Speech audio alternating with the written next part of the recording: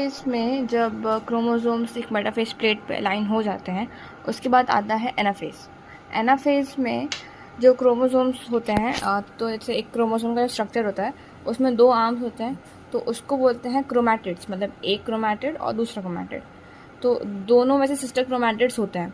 But anaphase में जो kinetochores होता है, वहाँ से स्पिंडल फाइबर पकड़ के उसको दोनों ऑपोजिट पोल्स में खींचता है, मतलब स्पिंडल फाइबर्स, ताकि वो जब इसका ये क्रोमोसोम है, उसका एक सिस्टर क्रोमैटिड इस साइड, एक सिस्टर क्रोमैटिड उस साइड।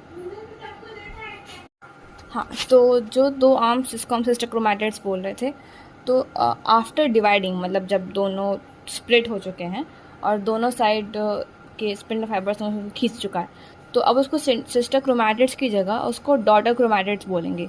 मतलब अब क्योंकि वो दोनों डॉटर सेल्स की न्यूक्लियाई हैं, एक तरह से न्यूक्लियर मटेरियल है, तो उसको डॉटर क्रोमैटिड्स बोलते हैं।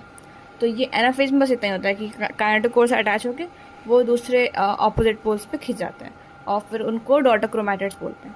इसके बाद आता है टीलोफेज। टीलोफेज कैरोकाइनेसिस का लास्ट फेज है।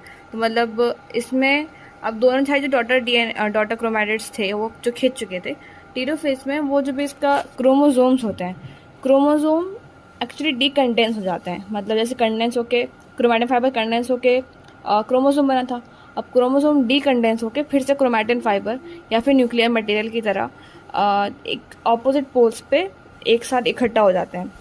तो मतलब इसमें लिखा है बुक में कि identity as discrete elements of chromosomes is lost and they get aggregated at opposite poles. मतलब कि दोनों पोल्स पे एज अ न्यूक्लियर मटेरियल वो अरेंज हो जाते हैं, क्रोमोसोम नहीं रहता।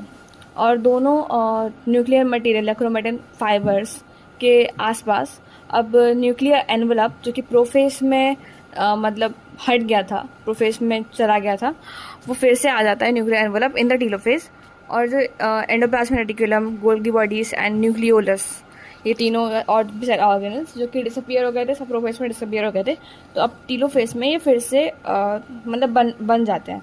और इसके बाद सब साइटोकाइनेसिस होगा तो दोनों अलग हो जाएंगे। अभी दोनों अलग नहीं हुआ है टीलोफेज में।